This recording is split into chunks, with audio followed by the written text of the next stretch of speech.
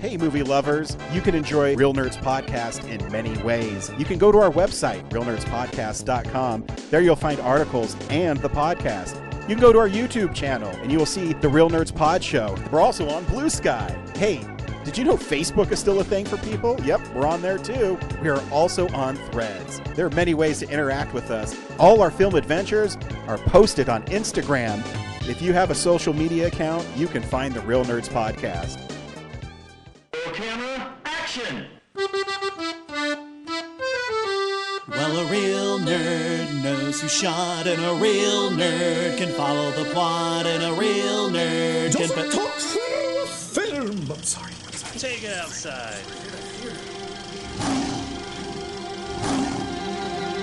Well, a real nerd knows who shot, and a real nerd can follow the plot, and a real nerd will give it all they got.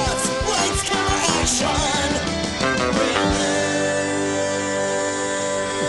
nerds. Welcome to another exciting episode of Real Nerds Podcast.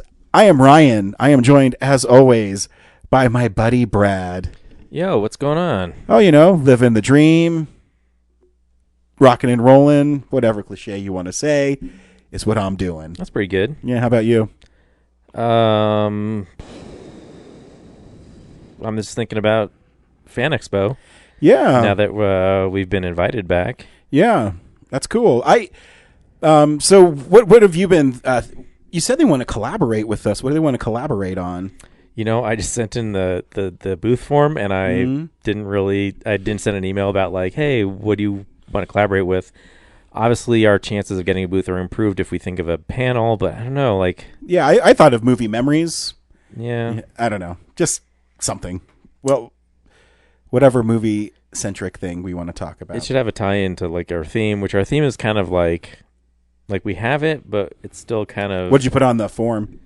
That we're doing the talk show thing. Cool. The Fan Exposed. Ooh, Yeah. So fancy. But I was talking with friends about like our design ideas, and they're like, you should just do the 80s basement, but then just put the talk show couch in front of it. Yeah, that's what I was going to do Yeah. anyways. I just was thinking, because we've never really done something like that. And we could hang up, movie posters and things like that. Yeah. And, sorry to interrupt you, but I'm going to. We talked about Suncoast as well. Oh, yeah. I mean, the logo for could still be Suncoast, because you could do Fan Exposed in the Suncoast font. Yeah. Because if I'm remembering it right, you can correct me. Isn't it? It's like a silver oval with red lettering. Which one are you thinking of? Silver oval. I don't know about that. It's usually just like a black obsidian with like a neon, outline of... It's neon red, right? Yeah. Red and orange. Yeah, it was like some stores have different setups, but that's the main one that I remember from Southwest Plaza. See, I remember the one from Villa Italia. I thought it was red and silver. Yeah, it's like red, black, and silver.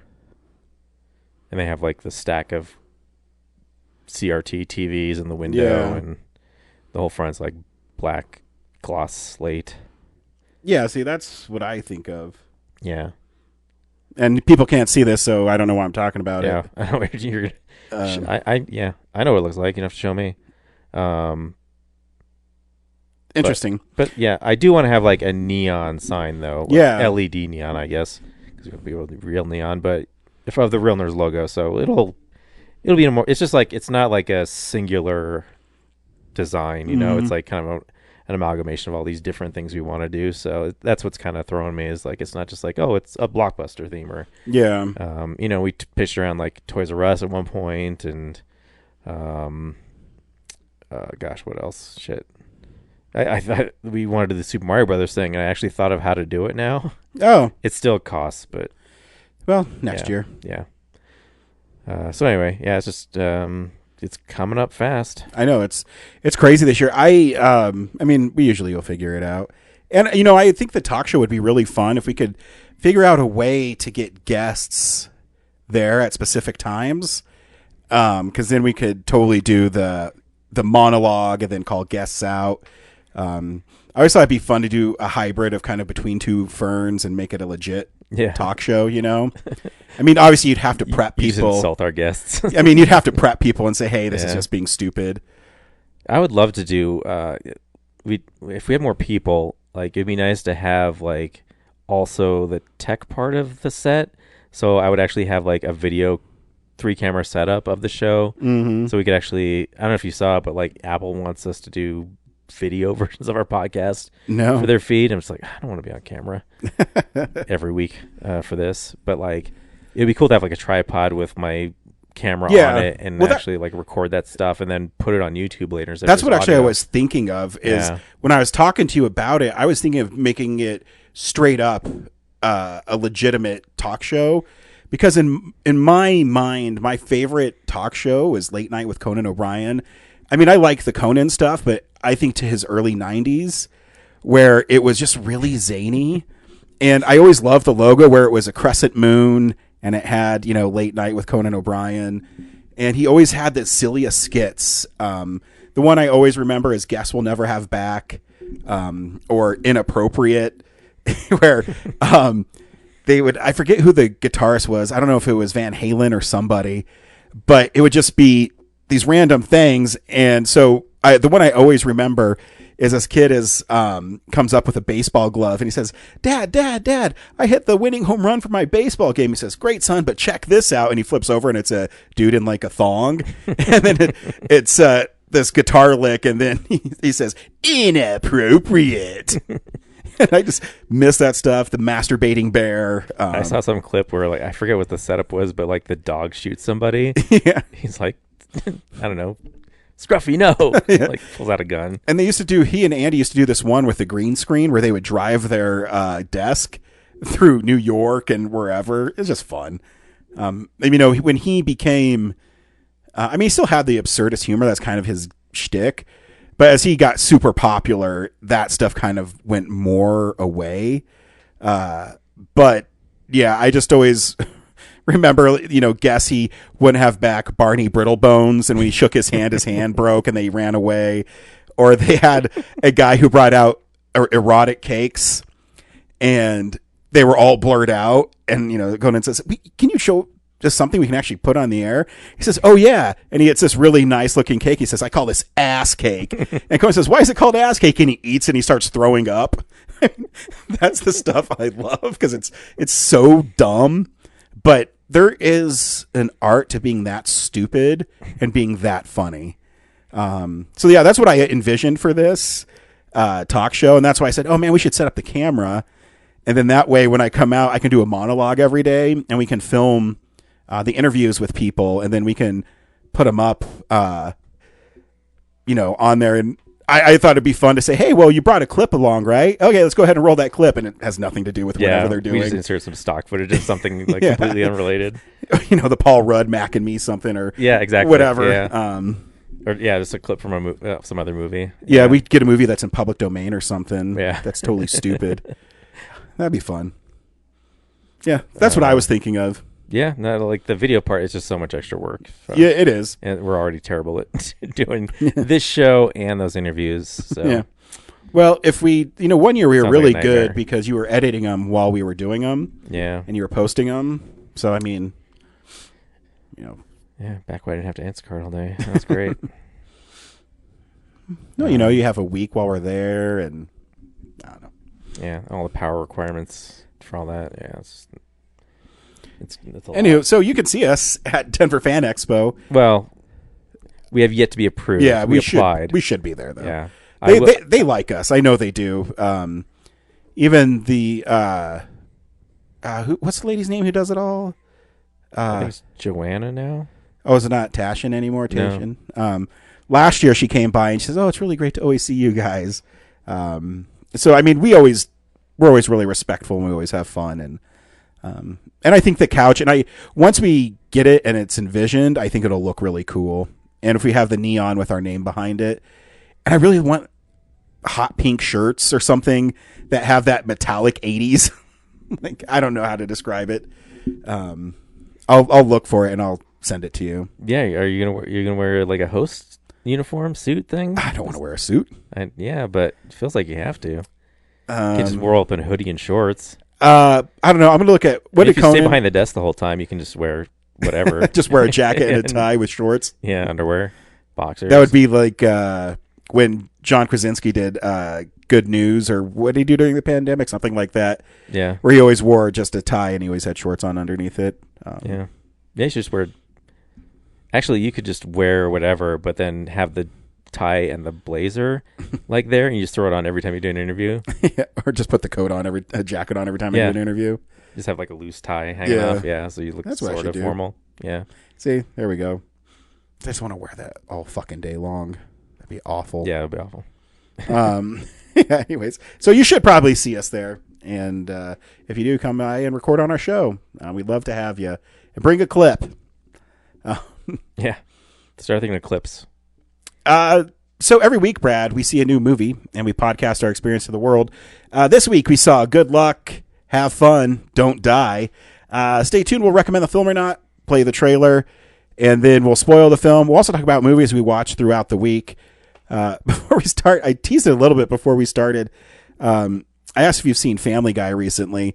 They're kind of funny now because they're basically just doing parodies of movies. So they did one a couple weeks ago, maybe it was last season, but instead of Top Gun, it was Fat Gun, but they were all, characters in it. And my mom, this weekend, I was at my kid's hockey game, and she, I don't know why Family Guy came up, but she brought it up, and she said, son, do you watch Family Guy? I said, oh yeah, I've watched it since 1999. I said, I think it's really funny. My wife hates it. I think it's really funny. And my mom says, what's the deal with Peter Griffin? And I said, what do you mean? She said, he's so stupid and I don't understand what he is. I said, exactly. There's no really rhyme or reason to him. He's just stupid. She said, but I watched this one episode and he worked at a brewery. And then the next episode I watched, he was some fisherman. I said, yeah, he changes his job like every 3 seasons too. Yeah, he's fired a lot. Yeah, I said, there's no continuity. Just know he's a horrible person, but he's funny too. So yeah, my mom didn't know what to make of Peter Griffin, and she asked me about him. And I said, I don't know. Just maybe the 30 worst. 30 years in. Yeah, just maybe the worst TV dad ever. I don't know. Because, Homer is, I think, a good dad, and he's just, dim-witted.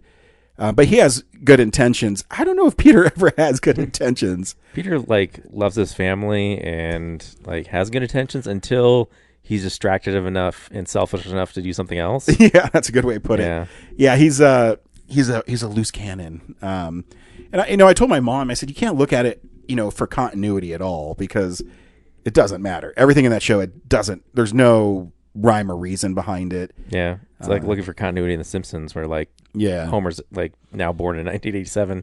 Yeah. So he can still be in his 30s. Yeah. I mean, just basically I told my mom, you just have to go along for the ride every episode because you never know what's really going to happen.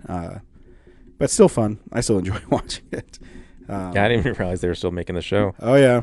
I don't have the Disney app, so the Hulu. Yeah. Yeah. And they don't put the DVDs out anymore. I know. They stopped at season 16, which is stupid. You keep on hoping that they will. I read an interesting article in the LA Times about how so we're technically millennials and Gen Z's after us. Before us. Oh, Z. Yeah, after us. Gen Z's after us. And then Gen Alpha. Yeah. So or Y and then Alpha. Something like that. No. There's a huge article that rental places are popping up in LA again. And they used to be kind of niche places where they have an interview with one of the owners says, yeah, we used to get, really obscure titles, something from Vinegar Syndrome or Severin or, one of those offbeat stuff. And he says, but lately the Gen Z are coming back. And because we sell them there too. And he said, they have come to me, and it's something we've been saying forever. He said that they realize that having it on their shelf is irreplaceable. And that they come in and say, yeah, I lost this stuff on, Apple or whatever, because they just get rid of it. They lose a license.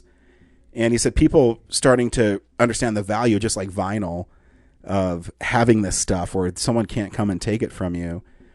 And he said that now they have, this last month, they had something like 500 new memberships. And so I don't think it'll ever go away. And I was reading an article about I pre-ordered the Zootopia 2 Steelbook, and it still says order received. It hasn't given me a release date.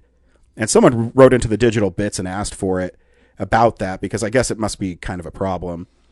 And Sony handles the distribution now of Disney's physical copies. And they said they didn't anticipate the demand for this movie, so they didn't make enough. And in my head, I go, it's the highest grossing animated film of all time. And I understand, but people, so that one thing it tells me is people, even though they have the ability to stream it, because I think it's on Disney Plus in a month, but people want it. They want to own the movie. Yeah, and other executives were just like, "Oh, it's the kids will stream it." Yeah, but people don't make physical copies. There is something to be said about owning stuff, and I know I always own everything, but but no, Gen Z's finally realizing, like, hey, I keep putting my money out there, and it's just like it goes away because it's a temporary experience. Whereas if I buy the physical copy, like, it's always going to be there, and I feel like I still have that money in some way. Yep. And that's why I don't think they'll ever go away. I think there'll always be a market for people that want that stuff.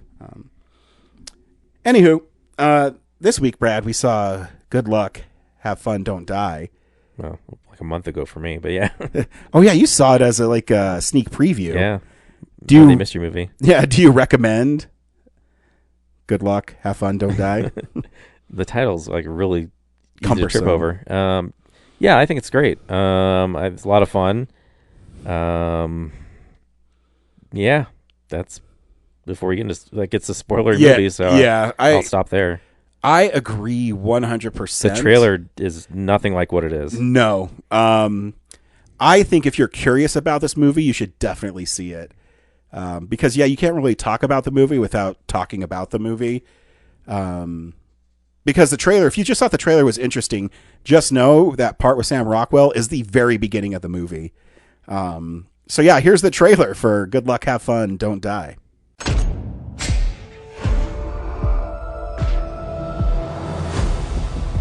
There's some shit that's about to come down that I can't prepare you for.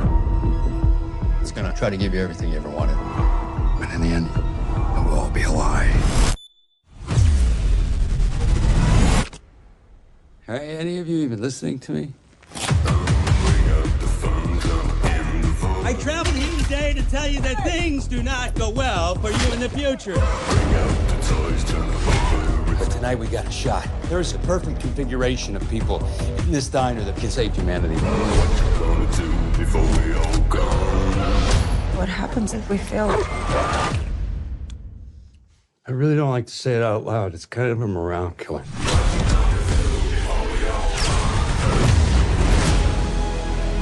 Somewhere inside of you, you know the way things are, the way we're heading, the way people are with each other. You know the world's going to shit. It means the damn is you people choosing to come along for this ride because you see the writing on the wall and you're ready to wake up and do something about it. There is a chance you will die tonight. Those are real bullets! But I truly believe you could be the group that saves the fucking world.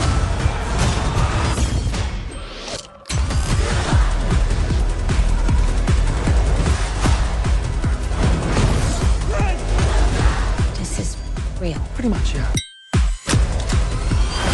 Whoa, what the fuck? Their entire lives have been building to this night. It's gonna be okay. Or it's not. I don't know.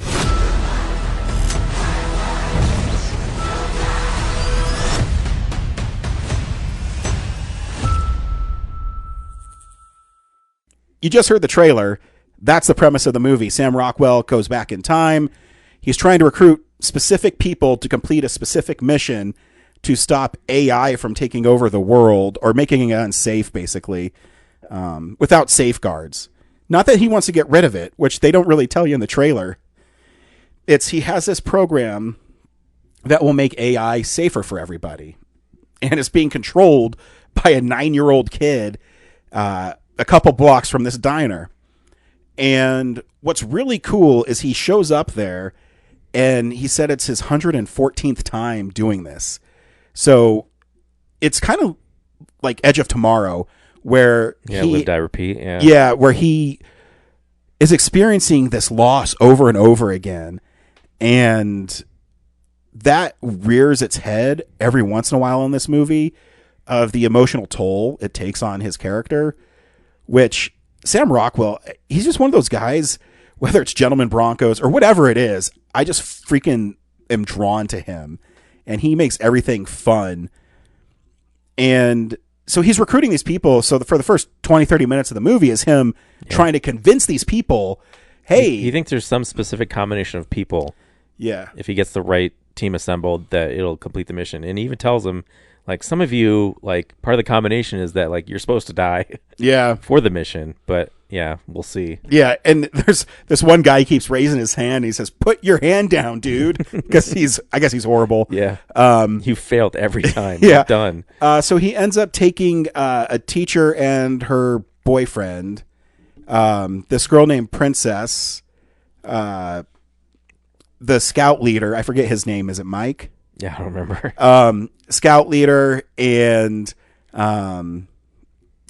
fuck. Who's the girl in the back? The Juno Temple one? Yeah, Juno Temple. She's great, by the way. So he doesn't have much time, and you learn the thing he's wearing sends him back in time again.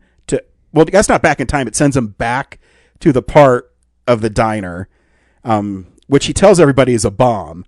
But it's really his fail-safe if this doesn't work, because if it doesn't work and he dies there, then he can't stop the AI from taking over or whatever it does. What I didn't know about this movie, too, so we get our group, and then they break off, and they kind of tell the story of each individual person, like the chapter of a movie or a book. So we first learned about Michael Pena and Zazie Beetz. As teachers at teachers school. at this school. And Michael Pena is, I guess, having you kind of get a little bit of his backstory that he doesn't really keep a job and he doesn't commit to stuff, and he's really nervous about teaching. And while he's there, all the kids are in the class. Yeah, he's substituting that day, right? Yeah, he's substituting, and they're all on their phones. And then there's this. What I love about this movie is there's little parts of it that give you a hint of what's happening. This one girl raises her hand and he says, "Yes, hey, I need to go. I need to get a Pepsi. I haven't had my Pepsi today." And he says, "Why do you keep saying it like that?" And so they're all looking at their screen and looking at something, and it's this pyramid that's spinning. He touches one of them, and all the kids get up kind of like a zombie. It's like the World's End. Yeah. The World's End. That's a good one. And they start chasing him through the school. Everybody says that he's crazy. He meets his girlfriend, and then the kids try to get him. And that's how they end up at the diner. And then you meet Juno Temple's character, and this movie is heavy in parts that I was not expecting. You pick up her character as she's going to a school where a school shooting is happening, and you find out her son is one of the kids that was killed in the shooting. And this movie is great by just giving you a little bit. And she's sitting, like, trying to process what happened to her. I don't know if she's outside the principal's office or she's at the school's building or something.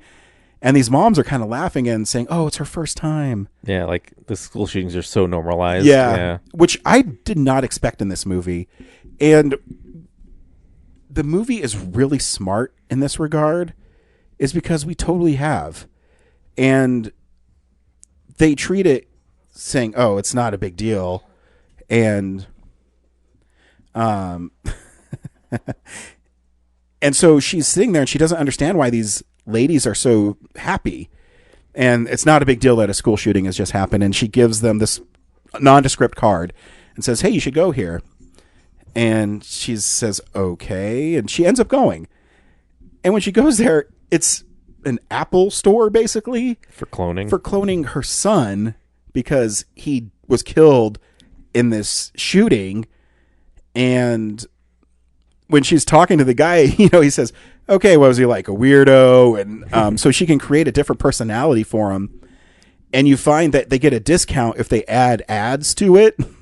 And so then you piece together that other girl died in a school shooting or something, and she's a clone, and that's why she said Pepsi that way. Yeah. And of course, it's also a commentary of exploitation on grieving people, because they just take advantage of those people.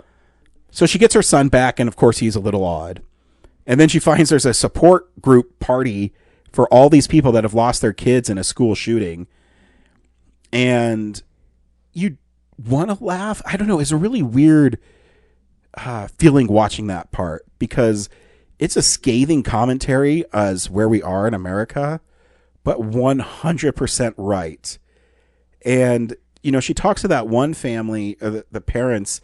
He says, yeah, we've lost him 4 times to a school shooting. And so this last time we just made him really stupid or funny or however they say it. And I remember watching it in the theater and people were laughing, but that weird, uncomfortable laugh, not sure what to make of it. And as I'm watching this, I go, man, this is really fucking deep. And I mean, it's in this sci-fi kind of Stepford wife kind of vibe, but I don't know, man. It was weird watching it, because it's right what they're saying. And then it made me feel bad as a person, because I go, man, we have normalized what's happened in this country. And not only have we normalized it, it's okay, well, now it's the next day, move on. Of course we can't clone our loved ones we've lost, but the message is the same. I could see us being there at some point is the thing. Yeah, and but you become numb to what's happening, and it's, oh, well, if my son gets killed, well, let's make another one. Yeah. It's enough to be in one school shooting, but the characters in this movie have been through 4. Yeah. That's how prevalent it is. Yeah, and it's very interesting, and she's great in the film, by the way. So yeah, and it oscillates between happening present and building everybody's story.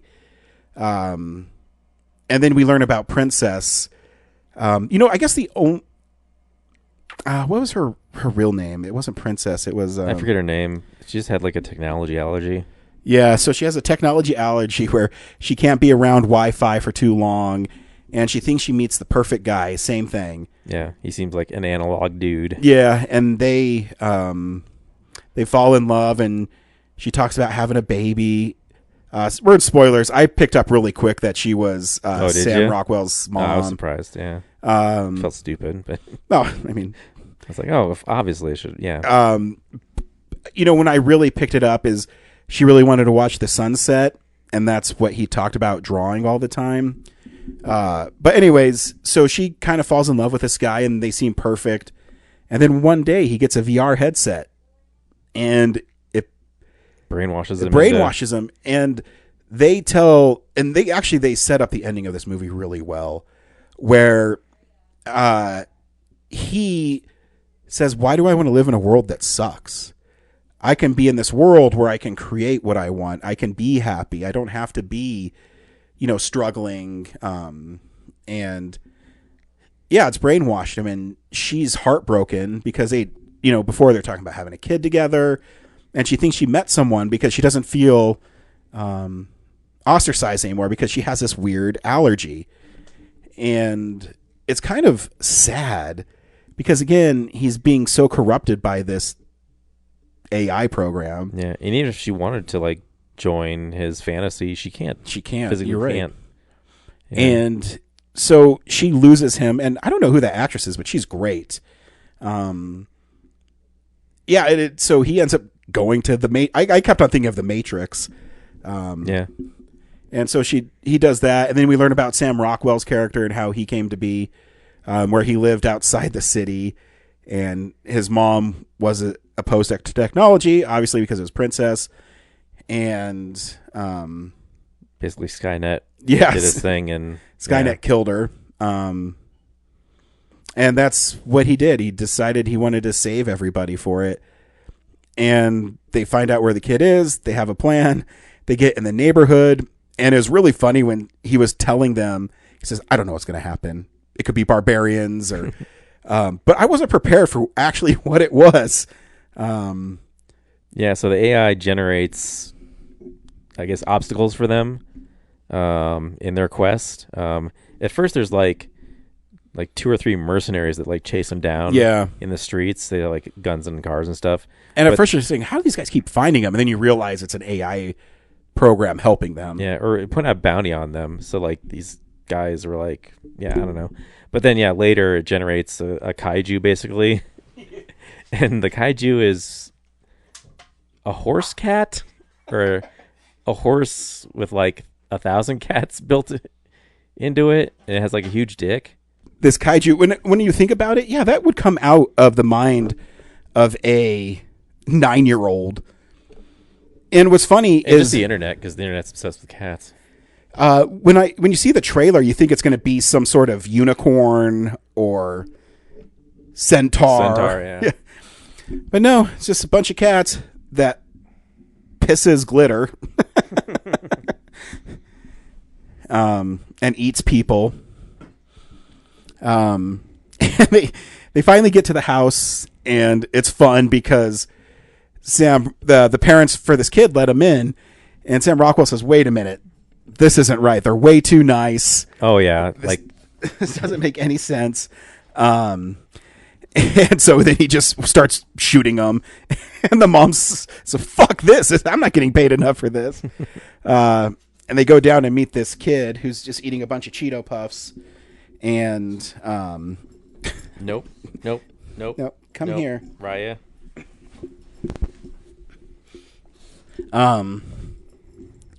And so he's just on there just writing code around this big mound of fucking dog.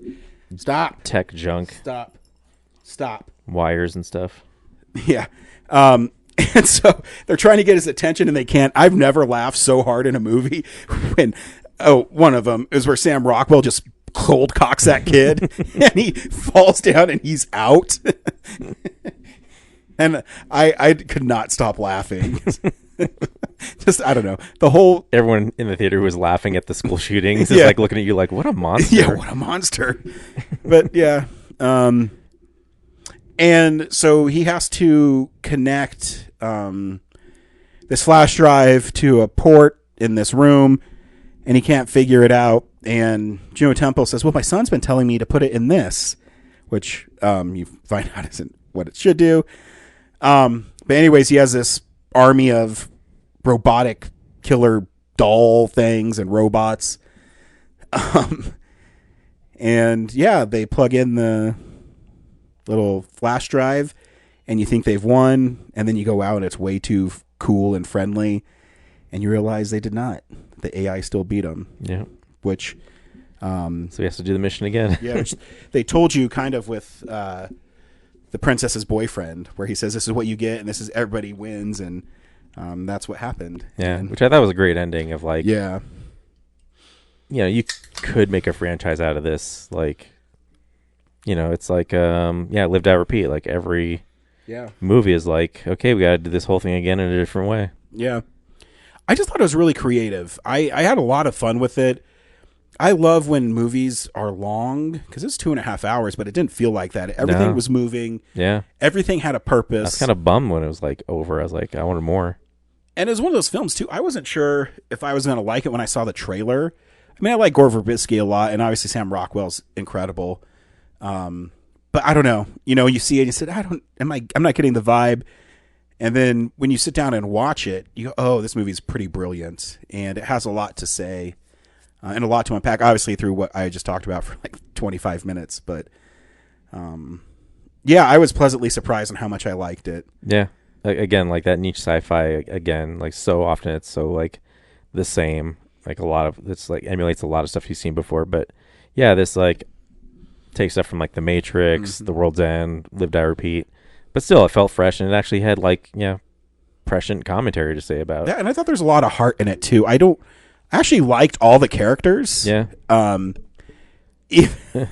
were some that were like, was the one woman who dies right before the car wreck thing. Yeah. I was like, we didn't even get her story. No. Um, But you still understood her, and just even the scout leader guy, where Sam Rockwell basically tricks him into going out and getting shot. yeah. Right. Yeah. It's yeah, it's just well done, and it was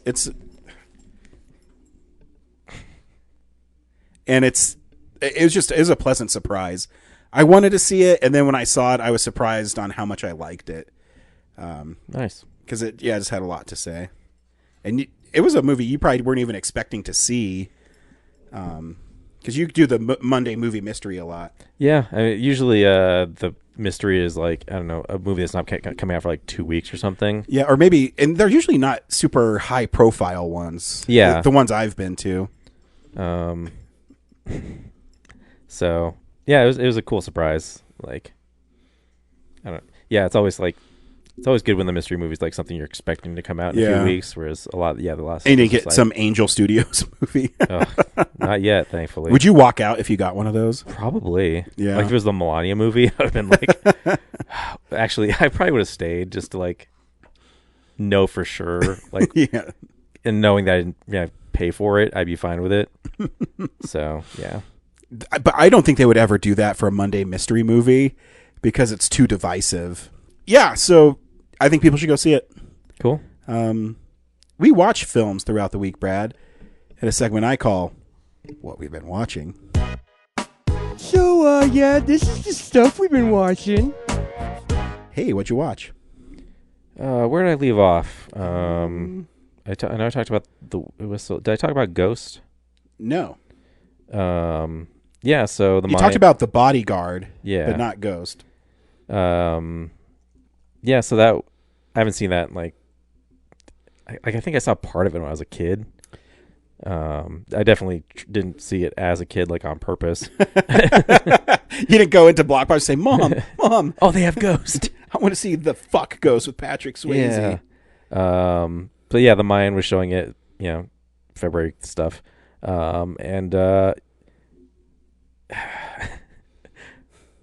It's weirdly like I get it. Whoopi Goldberg makes that movie. Yeah. Did she win an Oscar for it? Yeah, she's Best Supporting Actress. And like Demi Moore and Patrick Swayze like definitely elevate everything. Like the premise is like a stocks guy, Wall Street financial guy, from the deep South, I guess, because Swayze's accent. His name's Sam Wheat. Like of all it's definitely like a first draft name. Yeah, he's like they move into this like awesome loft in New York. He gets killed on the street and becomes a ghost, and then eventually like figures out how to like communicate with Whoopi Goldberg's character, and she is able to like help him solve his own murder and reconnect with Demi Moore. And yeah, like if you didn't see, you'd be like, that sounds dumb. But yeah, all her back and Swayze's back and forth with Whoopi Goldberg, like it's so much fun. And her trying to convince Demi Moore that like she can communicate with her husband. And then it's got this like sort of interesting like murder mystery, and the way that he uses the financial, like his job, like the finances to screw that guy over for killing him is great. When the villain dies, like the audience laughed so much, even though he just got impaled by like a glass window. And like, yeah, like I don't know, like the love aspect of it was like not as prominent as I like in my head as I remember. Yeah, it's because I mean it's one of the most famous scenes ever is the pottery wheel scene. Yeah, it's really not that much of it. And like the sex scene is just like really them just like rubbing each other. So like it's not as like graphic as scenes today.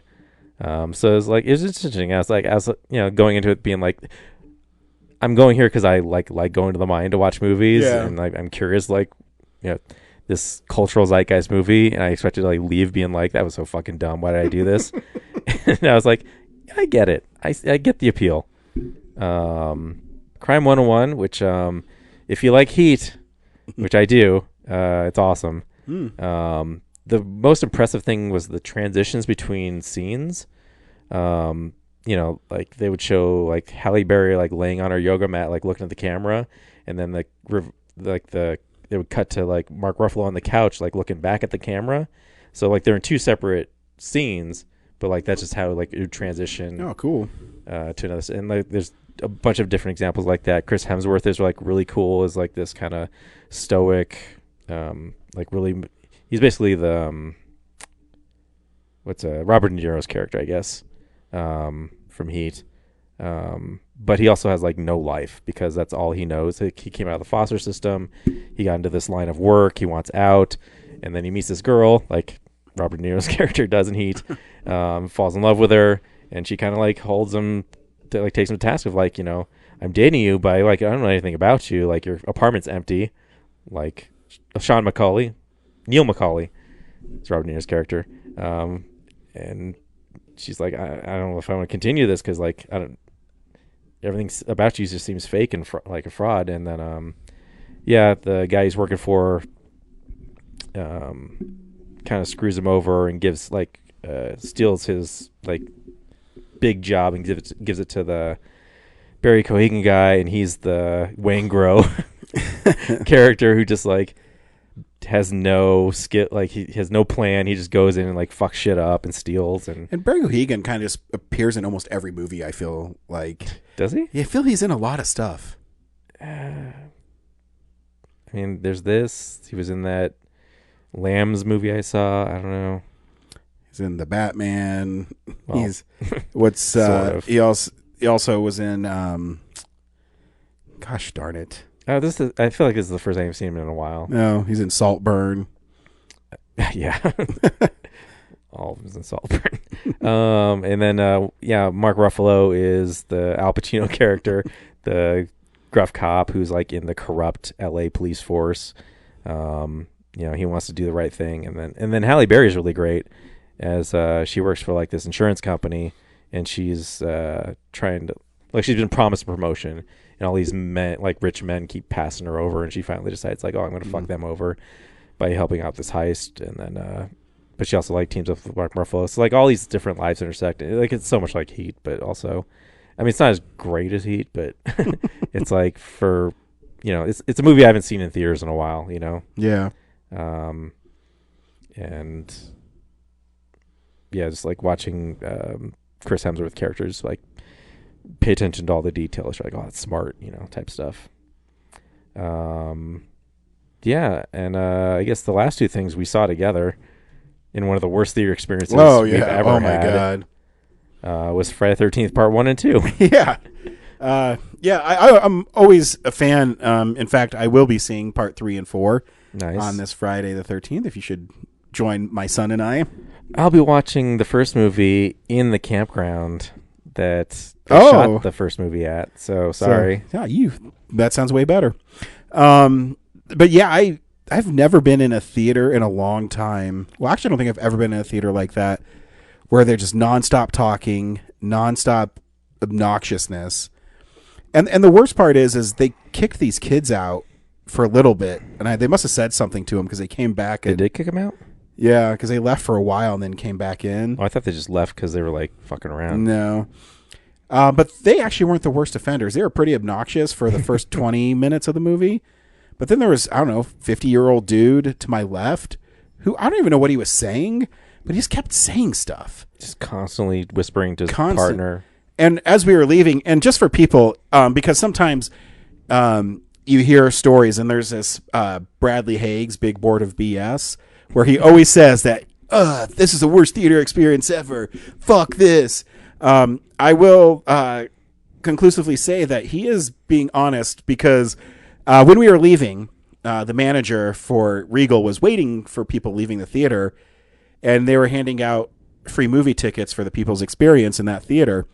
And when he saw Brad, he says, dude, you have the worst luck of anybody I've ever seen. So yes, Brad really does have the worst luck, as verified by the manager of Regal Theaters. Yeah. But what made that even more annoying was the super obnoxious guy got one, and he says, I was the most obnoxious person in there, and I got a free ticket.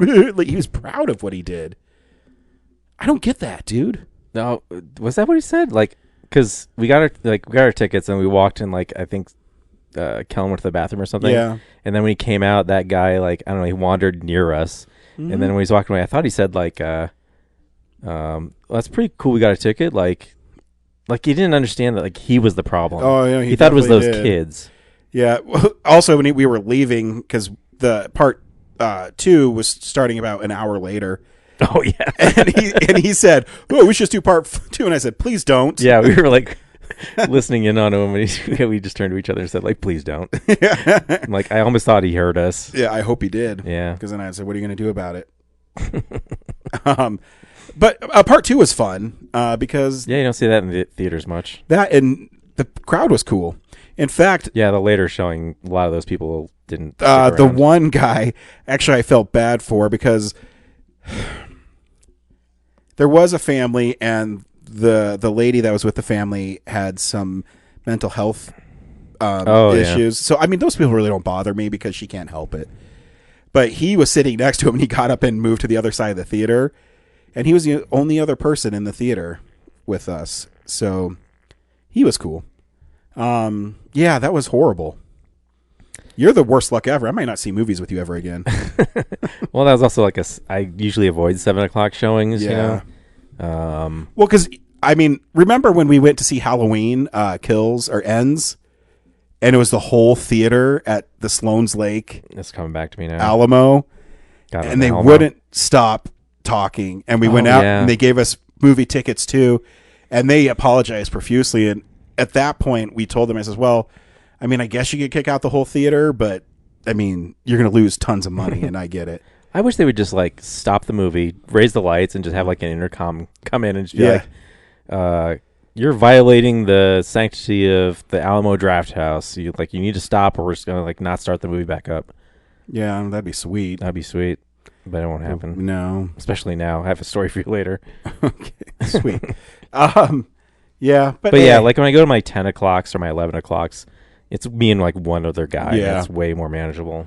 Yeah, so I mean, I will be seeing. Kellen's excited to see the 3D one, which is actually really. I saw it maybe 2-3 years ago at Alamo. Yeah. when they converted it to real 3D, Yeah. and it was really cool. Yeah, Regal had it like last year, and I saw it. I was like, yeah, more of this 3D. Yeah, Like the actual stuff comes out of the screen. yeah, because that obviously that one shot with the actual 3D camera, which they don't do anymore. It's all converted post.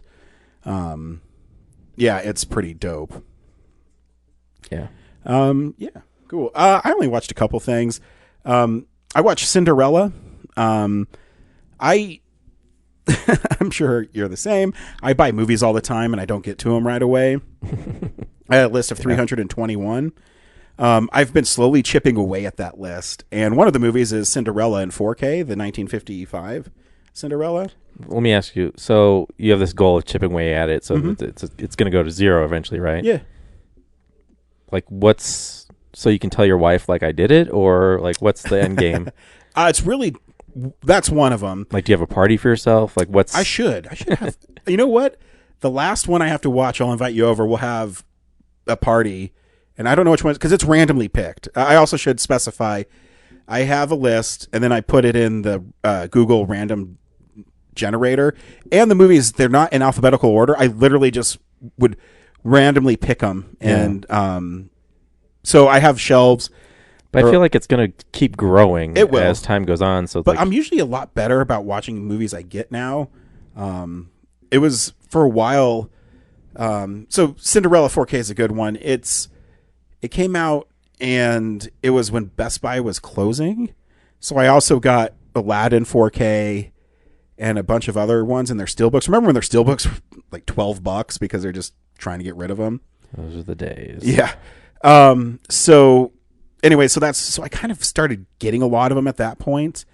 And a lot of them too, they might be, I don't know. It could be a big blockbuster movie. I don't even know which one it would be, but I don't watch it right away. Then I kind of forget about it.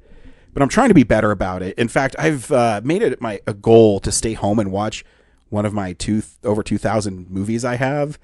And I've been doing that the last 3 weeks. So I don't know what the end goal is going to be. When I get to the last one, I'll definitely post about it because I'll be very proud of myself. So anyways, Cinderella in 4K, it's freaking stunning.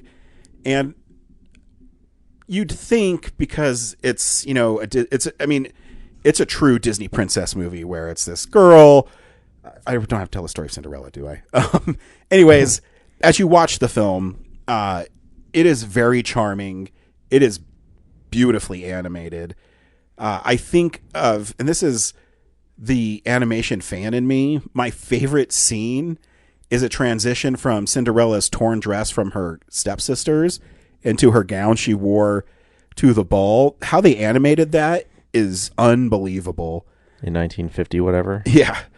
And I really, truly miss animation like that.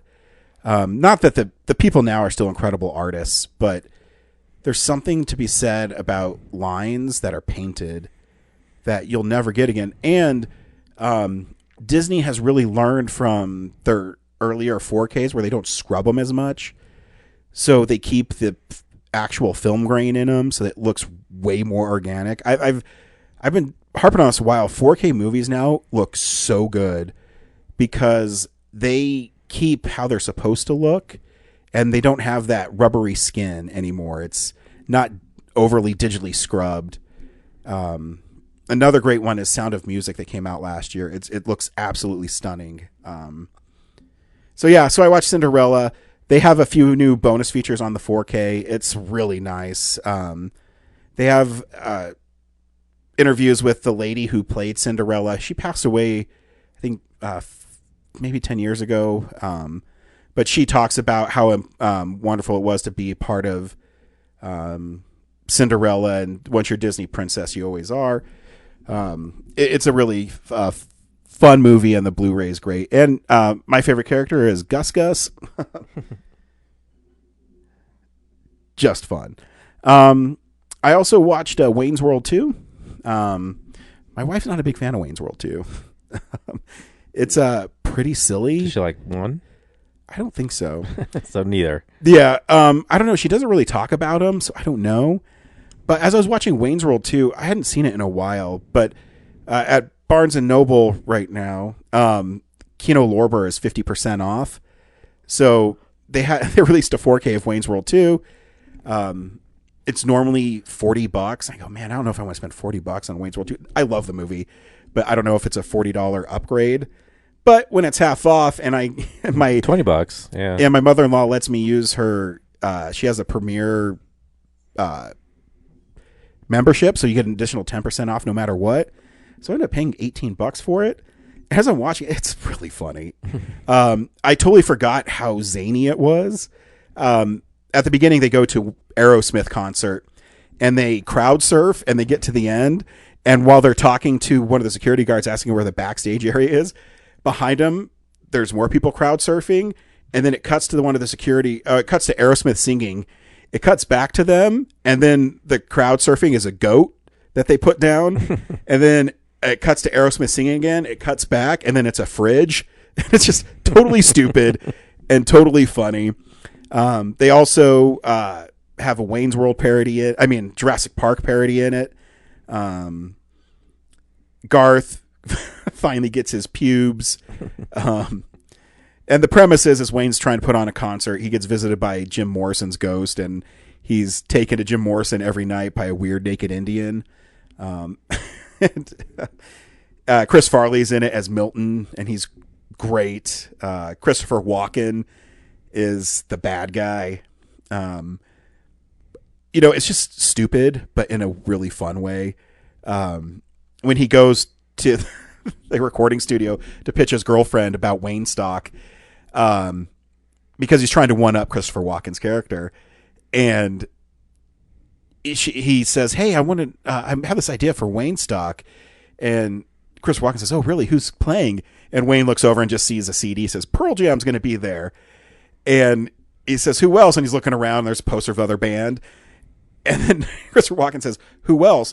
And he looks in the corner, and there's this old guy. He says, "An old man carving a kayak out of wood."